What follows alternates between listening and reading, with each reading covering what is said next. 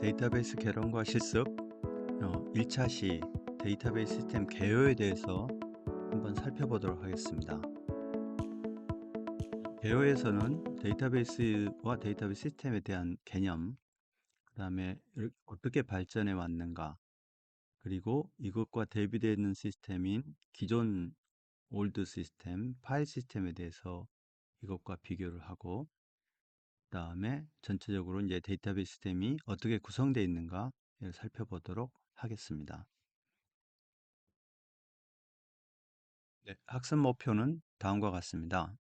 데이터베이스 유형과 개념 특징을 이해하고 역사, 그리고 구성 요소, 앞에 목차 있는 내용과 비슷하게 진행되도록 하겠습니다. 1절에서는 데이터베이스와 데이터베이스 시스템에 대해서 살펴봅니다. 자, 여러분들이 데이터, 정보, 지식 이런 단어를 쓰는데 간단하게 구분해 보면은 데이터는 이제 실제 값을 얘기하고 정보는 데이터의 의미를 부여한 것, 지식은 사물이나 현상에 대한 이해로 보면 되겠습니다.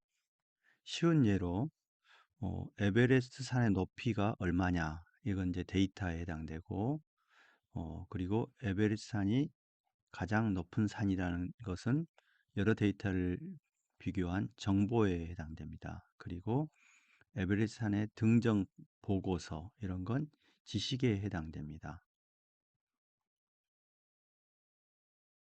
데이터베이스 시스템은 검색과 변경 작업이 일어납니다. 우리는 항상 검색만 생각하는데 변경이 항상 일어난다는 것을 알아야 됩니다. 그래서 데이터베이스 시스템은 시간에 따라 이제 값이 변하고 이러기 때문에 데이터베이스를 우리가 구축을 하려면은 이 데이터베이스의 난이도는 이 검색과 변경 빈도에 따라 달라집니다. 어, 물론 이제 이렇게 변경이 많이 일어나는 데이터들이 주로 구축이 어렵다고 되어 있습니다.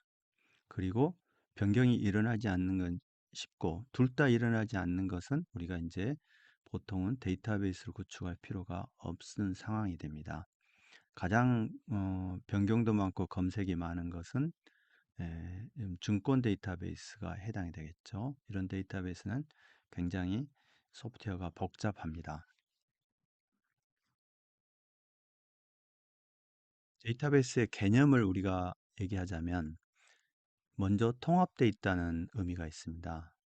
그리고 컴퓨터에 저장돼 있다. 그리고 운영이 되는 데이터이다. 그리고 이 데이터는 공유를 한다. 이런 의미가 됩니다. 이 네 가지를 우리가 데이터베이스의 개념이라고 얘기합니다. 이러한 데이터베이스 특징은 항상 실시간 접근한다는 얘기고, 그 다음에 항상 변한다는 얘기입니다. 그래서 변경이 자주 일어난다는 거죠. 그리고 공유를 하되 동시 공유하는 거죠. 거의 같은 시간에 같은 데이터를 보는 거죠. 그리고 네 번째는 조금 이제 색다른 용어이긴 한데 내용에 따른 참조입니다. 데이터베이스에 저장된 데이터를 찾을 때는 물리적인 위치가 아니라 데이터 값을 검색해서 찾는다는 의미인데 이것은 이전에 있는 데이터베이스에 대한 상대적인 얘기가 된다고 이해하면 되겠습니다. 데이터베이스 시스템이라고 우리가 얘기를 하면은 다음과 같이 얘기를 하게 됩니다. 이 세 가지를 얘기하는데 우리가 시스템 하면은 여러 가지가 합쳐서 하나의 기능을 한다는 뜻이 되죠. 그러면 첫 번째는 DBMS라는 소프트웨어입니다. 이거죠. 그리고 이 소프트웨어는 이 데이터를 다루게 됩니다. 됐죠? 이걸 데이터베이스라고 합니다. 그리고 눈에 보이지는 않지만 데이터 모델이라는 게 있습니다. 이것은 이 데이터가 저장되는 방식에 관한 건데 우리가 이제 데이터 모델이 몇 가지가 있기 때문에 이걸 구분하기 위해서 이렇게 얘기를 하는 거죠. 그래서 이 세 가지 모두는 우리가 사실은 눈에 보이지 않는 것들이죠. 소프트웨어나 데이터베이스나. 그래서 이것은 모두 컴퓨터 안에서 작동을 하게 됩니다. 2절에서는 데이터베이스 시스템이 어떻게 발전해 왔는지 이걸 잠깐 살펴보도록 하겠습니다.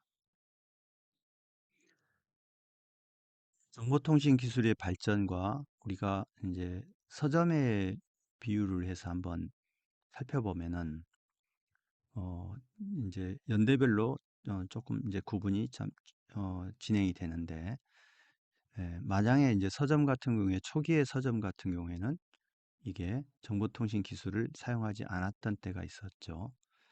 그리고 처음에 컴퓨터가 들어왔을 때 이것을 컴퓨터 안에 데이터를 저장했는데, 이때는 파일 시스템이라는 데 저장했습니다. 그리고 통신이 이제 우리가 발달하면서 컴퓨터 간의 통신이 발달했죠. 이러면서 그 클라이언트 서버라는 시스템의 개념이 나오게 되고, 이, 이 파일 시스템이 이제 데이터베이스 시스템 관리 시스템으로 바뀌게 됩니다. 그리고 이 통신이 더욱 발달해서 웹이라는 개념으로 이제 발전하게 되면은 인터넷이 발달하죠. 그러면 인터넷을 통하여 웹에서 고객의 수가 무한대로 늘어날 수 있는 이런 시기가 됩니다. 그리고 조금 더 지나면은 스마트폰이 생기죠. 이것은 고객이 무한대로 늘어날 뿐더러 고객이 이동하면서 거래를 할 수 있는 상황이 되는 거죠. 이런 식으로 발전하면서, 이게 만약에 우리가 서점이라고 그러면 도서가 판매되는 방식이 이렇게 쭉 바뀌고, 나중에는 이제 도서뿐만 아니라 여러 가지로 같이 판매하는 쇼핑몰 형태로 바뀌는 거죠. 이렇게 발전해 왔다고 여러분들이 간단히 이해하면 되겠습니다. 자, 3절에서는 파일 시스템과 DBMS에 관해서 살펴보겠습니다. 자, 그림은 이제 파일 시스템과 DBMS를 우리가 차이를 이해하기 위한 좀 이제 쉬운 그림으로 한번 그려봤습니다. 여러분들이 이제 프로그램을 만들 때 음, 우리가 이런 테이블 형태의 데이터를 저장을 해야 되죠. 그러면 여기에는 테이블의 컬럼을 나타내는 데이터 구조가 선언되고, 그 다음에 실제 데이터가 들어가야 됩니다. 그래서 첫 번째 방식은 만약에 프로그램 안에 데이터 구조와 데이터를 저장한다, 이런 방식이죠. 이렇게 되면은 우리가 그 이제 어떤 걸 생각해 볼 수 있냐면은 데이터 값이 변경이 될 수가 있습니다. 그리고 데이터 구조도 나중에 변경이 될 수 있습니다.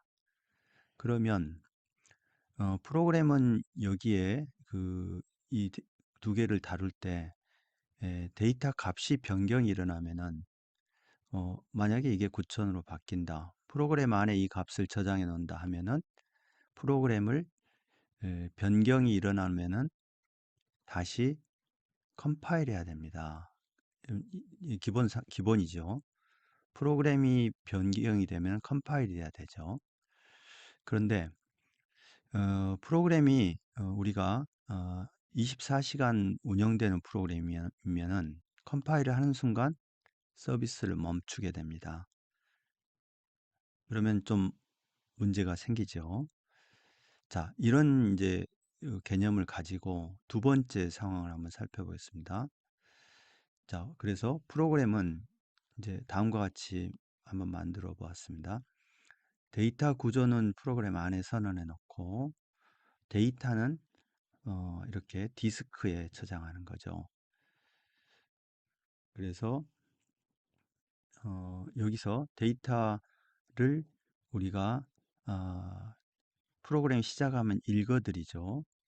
그리고 변경이 일어나면은 어, 데이터를 여기다 저장했기 때문에 변경된 값을 다시 읽으면 됩니다. 그래서 프로그램은 어, 변할 필요는 없는 거죠. 변하는 데이터는 항상 디스크에 저장했다가 읽어오면 되게 됩니다. 이게 두 번째 방식이라고 생각하면 되겠습니다. 자, 조금 더 우리가 진화하면은 이런 모양이 되는데 프로그램 구조도 다른 데다 프로그램 밖으로 빼놓고 데이터 구조도 다른 데다 빼놓고 데이터도 프로그램 밖으로 빼놓는 거죠. 그러면 데이터 구조나 데이터 변경이 일어나도 변경된 내용을 요 밖에 저장하고 프로그램은 자기가 수행하는 로직만 수행하게 됩니다. 그러면 이 세 번째 방식이 가장 이상적이라고 할 수 있겠죠. 자, 그러니까 그 프로그램은 데이터나 데이터 구조나 데이터 변경은 신경 쓸 필요가 없고 자신의 로직만 수행하면 되는 거죠. 그러면 이 두 개를 누군가가 다뤄줘야 되는데 그 다루어주는 똘똘한 소프트웨어를 우리가 만들어 주는 거죠. 이게 DBMS라는 소프트웨어입니다. 그래서 이 두 번째 단계, 이게 DBMS고 세 번째 단계죠. 세 번째 단계가 DBMS고 이 두 번째 단계는 우리가 여기에 저장된 이 데이터 형태를 파일 시스템이라고 합니다. 그래서 여기는 어, 달리 소프트웨어가 없더라도 여기 프로그램이 운영체제의 도움을 받아서 파일을 불렀다가 그 다음에 저장했다가 하는 작업을 수행하면 되겠죠. 그래서 이 세 가지 방식에 대해서 여러분들이 조금 이해를 하면은 이 DBMS를 이제 이해할 수 있게 됩니다. 조금 더 디테일하게 한번 코드를 보면서 설명을 해 보겠습니다. 자, 프로그램 1의 방식은 데이터 구조와 데이터를 다 여기에 저장하는 방식이었죠. 자, 이것을 우리가 좀 더 코드를 한번 살펴보면은 이런 모양이 됩니다. 우리가 예를 들어서 C 언어를 사용했는데 C 언어를 여러분들이 좀뭐 아시는 수도 있지만 혹시 모르더라도 여기 로직을 조금 코드를 보면은 이해가 될 수 있겠습니다.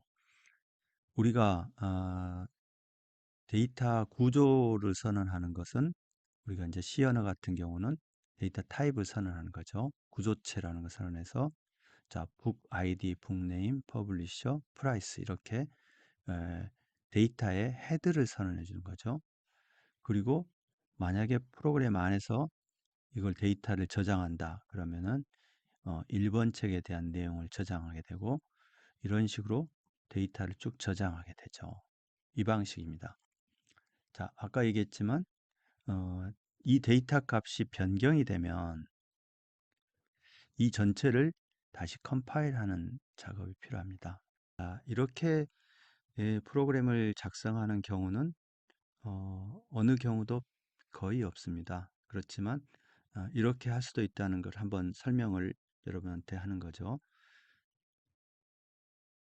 자, 프로그램 2는 파일 시스템을 이용한다고 여러분들이 이해하면 됩니다. 데이터 구조는 프로그램 안에 선언해두고 데이터 저장은 디스크에 저장하고 읽어드리는 거죠. 변경된 데이터는 그냥 디스크에 저장해 두면 됩니다.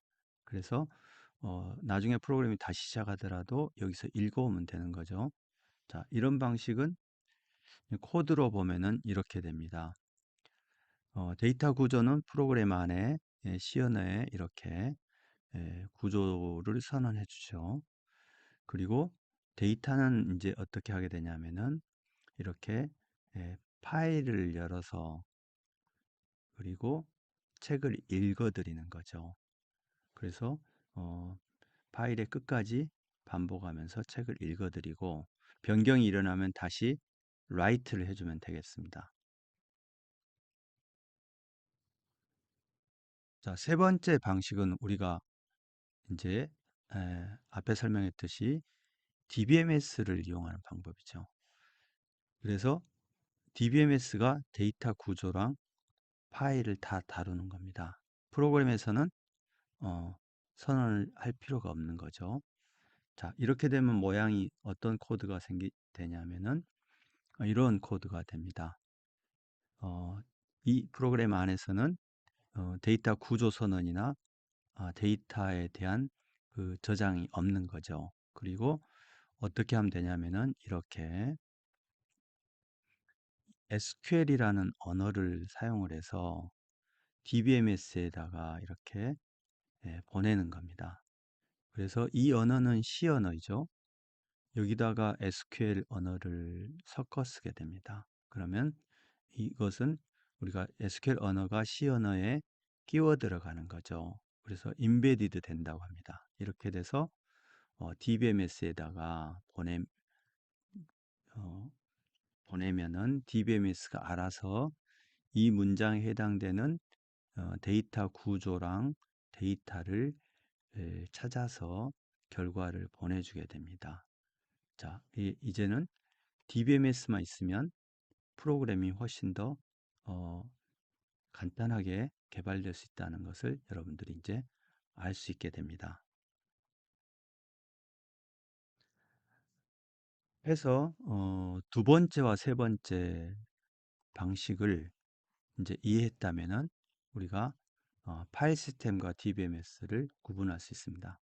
그래서 데이터 정의는 이것은 DBMS가 해주고 데이터 저장도 DBMS가 해주고 그 대신에 파일 시스템은 파일에다 저장하는 거죠. 데이터 정의는 응용 프로그램이 하는 거죠. 그래서 접근 방법도 다르고 그 다음에 사용한 언어는 N은 SQL을 쓰는 거죠.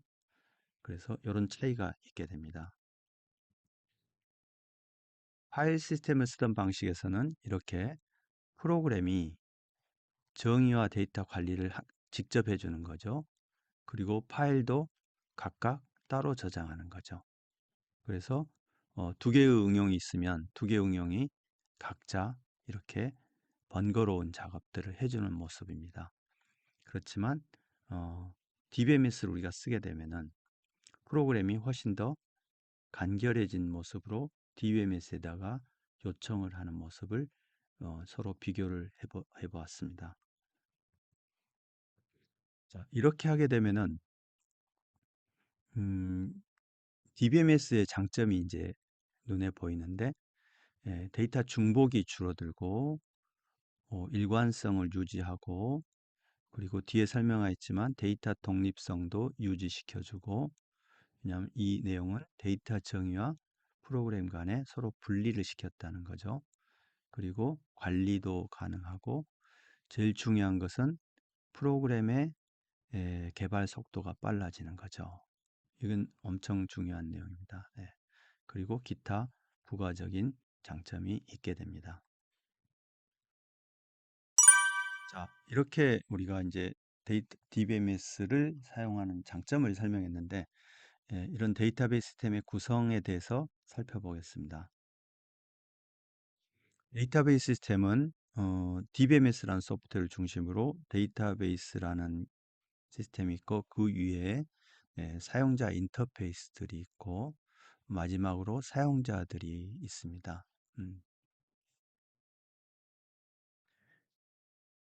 데이터베이스에 사용하는 언어는 SQL, SQL이라고 하는데 Structured Query Language입니다. 이것은 이제 3장에서 3절 나중에 차시에서 배우겠지만 DDL, DML, DCL로 구분합니다. SQL의 핵심은 검색에 있는데 검색하는 구문을 한번 살펴보겠습니다. 검색하는 원래 북이라는 테이블이 이렇게 있다고 하면은 여기서 내가 어, 책 이름과 출판사를 알고 싶다. 그러면 select book name publisher from book 이렇게 하게 되면은 이런 내용이 결과가 나오게 됩니다. 그래서 이 테이블을 이렇게 쉽게 다룰 수가 있게 되죠.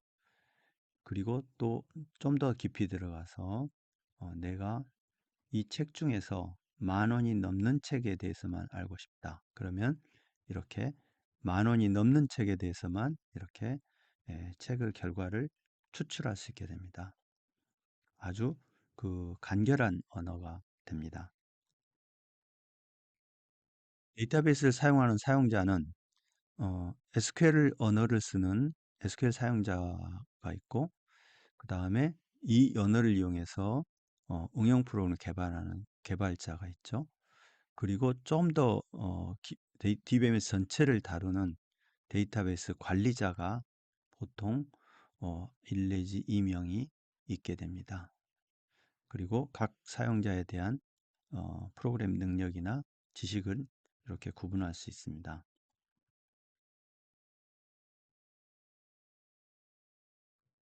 이러한 DBMS 소프트웨어의 주 기능은 데이터를 정의하는 기능이 핵심이죠. 그리고 이 데이터를 조작하는 거, 추출하는 거, 이거죠. 그리고 제어라는 기능이 들어갑니다. 그래서 우리가 데이터 모델이라는 용어를 사용했는데, 데이터 모델이 무엇인지 한번 설명을 해보겠습니다. 데이터는 우리가 이제 저장하는 방법이 여러 가지가 있는데, 그 핵심은 데이터 간의 관계를 표현하는 방법입니다. 데이터가 낱개로 하나가 아니죠. 그럼 여러 개의 데이터로 사실은 구성이 되는데, 이 데이터 간의 관계를 맺게 됩니다. 이 관계를 어떻게 표현하는가, 이것에 관한 내용이 데이터 모델이라고 생각하면 되겠습니다. 데이터 관계를 우리가 표현하는 두 가지 큰 방법은 하나는 포인터를 사용하는 방법이고, 하나는 속성값을 사용하는 방법입니다. 예를 들어서 이렇게 학생과 강좌 데이터가 있다. 그러면 학생은 강좌를 신청을 하게 되죠. 그러면 이 관계가 생깁니다. 둘 사이에. 첫 번째 방식은 이렇게 학생이 신청한 강좌에 대한 물리적인 주소죠. 포인터라는 게 물리적인 메모리의 주소죠. 주소 값을 여기다 저장하는 방식입니다. 그러면 관계를 찾아갈 때 이 주소를 찾아서 이렇게 가는 거죠. 1번 방식이죠. 두 번째 방식은 이번에는 주소를 저장하지 않고 이 강좌의 번호를 직접 저장하는 방식입니다. 이렇게. 자, 비교해 보면 뭐가 차이가 있느냐 하면은 왼쪽은 빨리 찾아갈 수 있죠. 오른쪽은 김연아 학생의 강좌를 찾으려면은 101번이었죠. 그럼 이쪽 테이블 가서 이 세 개를 다 뒤져봐야 됩니다. 100일이 있나? 그럼 속도는 훨씬 더 느리죠. 그런데 어느 순간부터 이 컴퓨터 속도죠. 속도가 엄청 빨라지기 시작했습니다. 그렇죠. 그래서 요 찾는 속도는 별 문제가 안 됐죠. 그런데 왼쪽과 오른쪽을 비교해 보면은 왼쪽은 프로그램을 개발하기가 좀 어렵습니다. 포인터를 다뤄야 되니까. 오른쪽은 프로그램을 개발하기가 쉬워집니다. 왜냐하면은 이렇게 그냥 검색을 하는데, 이것은 우리가 이제 뒤에 뵀지만 관계 DB라는 그 개념에 의해서 쉽게 다루어질 수 있습니다. 그래서 이렇게 되니까 이쪽이 어, 프로그램 개발 속도는 훨씬 빨라지게 됩니다. 이게 핵심입니다. 그래서 어, 관계를 표현할 때 속성값을 표현하는 이 관계 데이터 모델이 이제는 주를 이루고, 이 방법은 사용을 하지 않습니다. 그래서 데이터 모델에 따라서 이렇게 DBMS 종류를 살펴보면은, 관계 데이터 모델은 우리가 이제 이런 데이터베이스들이 주로 사용했고, 이 DBMS가 대세라고 보면 되겠습니다. 그 전에 사용했던 모델, 그리고 이제 우리가 객체 모델이라고 있는데 이런 방식의 DBMS도 있다는 걸 여러분들이 알면 되겠지만 대세는 관계 데이터 모델이라고 생각하시면 될 것 같습니다. 데이터베이스에 대해서 한 가지 이제 부가적으로 알아야 될 사항이 있습니다. 데이터베이스는 굉장히 방대한 양의 데이터죠. 이 데이터베이스를 바라보는 어떤 이제 시각이 필요한데 우리가 이것을 이제 데이터베이스의 3단계 데이터 구조라고 합니다.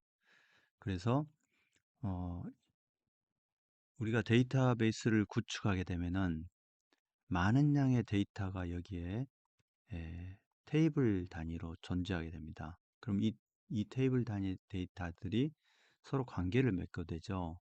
그러면 우리는 이제 사실은 데이터가 눈에 보이지 않으니까 데이터를 박스로 그리고 관계를 선으로 그리게 됩니다.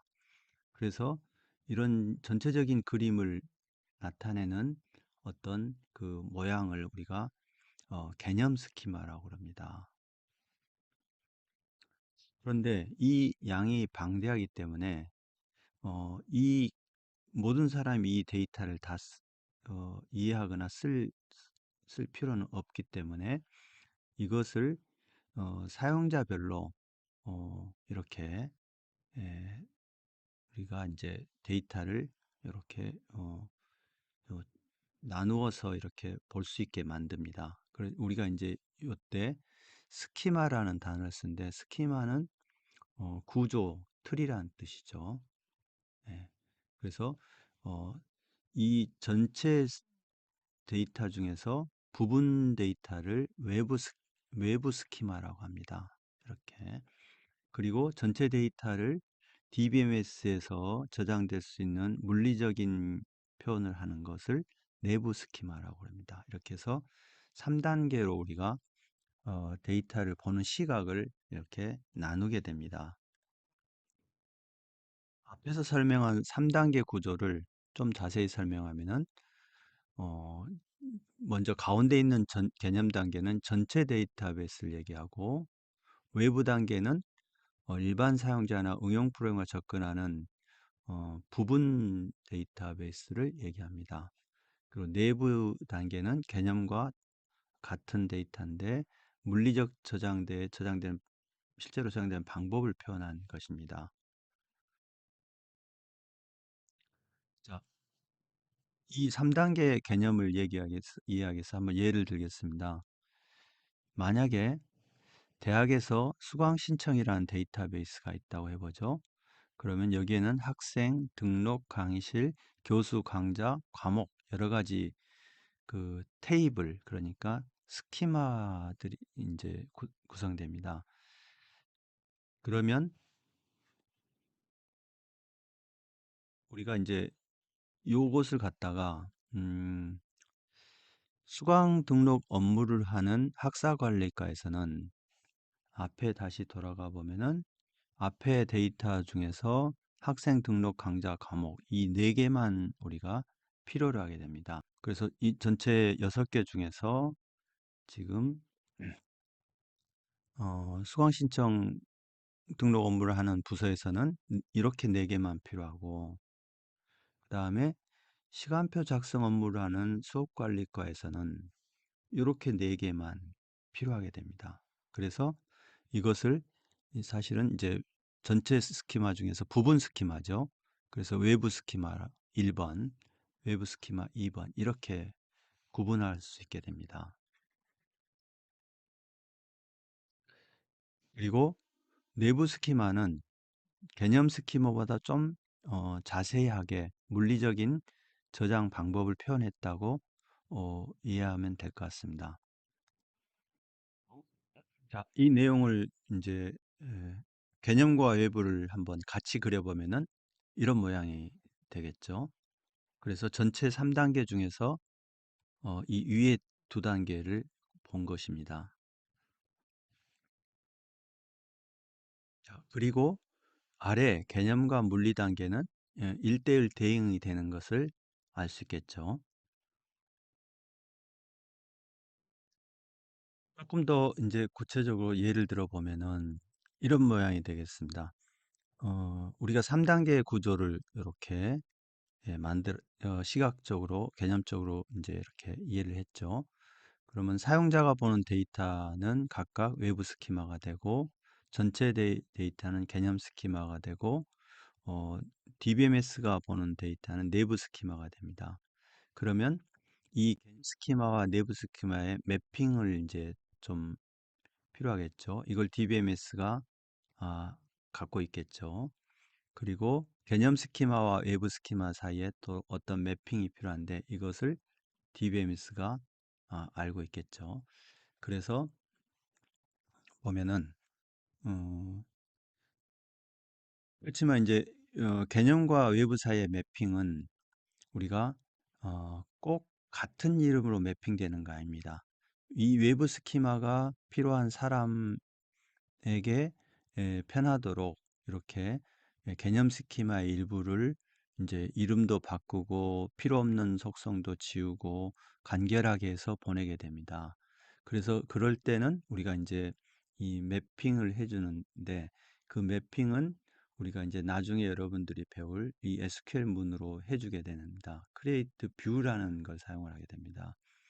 그래서 만약에 이제 여기서 책이라는 그 테이블이 있다. 그럼 이 중에서 이 외부 스키마 사용자는 고가의 책만 필요로 한다. 그러면 예를 들어서 이제 지금 2만 원 이상이라고 해볼까요? 그러면은 2만 원 이상인 책만 골라서 이 외부 스키마를 만들면 익스펜시브 북이 되겠죠. 이런 이제 매핑을 해주게 됩니다. 그러면 어, 요 사용자는 이 전체 개념 스키마의 일부분의 일부 데이터만 사용하는 거죠. 그런데 여기서 이제 핵심적인 개념이 하나 있습니다. 뭐냐면은 이렇게 하면 어떤 장점이 있냐면은 만약에 어떤 이유에서든지 여기다가 속성을 하나 추가시켜야 된다. ISBN이라는 걸. 그러면 개념 스키마가 변경이 일어나게 되죠. 그러면 결국은 여기 외부 스키마도 같이 변경이 일어나게 되죠. 그러면 외부 스키마가 변경이 일어나면은 요 위에 있던 프로그램이 변경이 일어나게 됩니다. 어, 프로그램이 변경이 일어난다는 건 프로그램을 다시 컴파일하고 서비스가 중지된다는 뜻입니다. 그러면 불편한 사항이 되죠. 그런데 DBMS는 이렇게 이 매핑하는 방법을 이용해서 이 개념 스키마의 변경을 위의 영향을 최소화시키도록 해주는 이런 어, 방법을 DBMS가 갖고 있다고 생각하면 될 것 같습니다. 그래서 DBMS는 외부 스키마가 개념 스키마로부터 영향을 받지 않도록 하는, 말하자면 영향을 받지 않는다는 것은 독립이라는 거죠. 그래서 이 독립성을 유지시켜주는 기능을 합니다. 마찬가지로 내부 스키마가 어떤 이유로 이렇게 저장 방법이 바뀐다 그러더라도 개념 스키마가 바뀌지 않도록 매핑을 해주게 됩니다. 자, 전체적으로 다시 설명하면은 아래쪽에서 변경이 위쪽으로 영향을 적게 미쳐야 이 응용 프로그램의 변경이 적겠죠. 그래서 이런 매핑을 DBMS가 해주게 되는데 어, 그래서 이렇게 데이터를 3단계로 이렇게 프레임워크를 이렇게 갖고 있는 것이 유리하다는 거죠.